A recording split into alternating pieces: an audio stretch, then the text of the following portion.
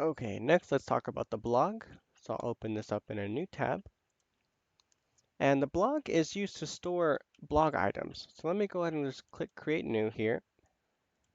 And we'll just say first blog. And a blog essentially, it's like a little notepad here if you want to use it for just about storing any type of text-based documentation at all.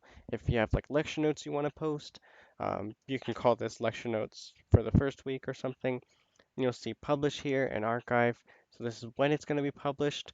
You can also set this for a future date so that set this to publish after class maybe. We also have this comment notification email.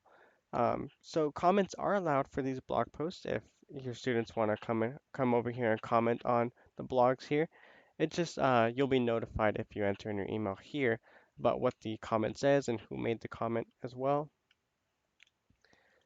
Okay, so let's go and type in this is my first blog.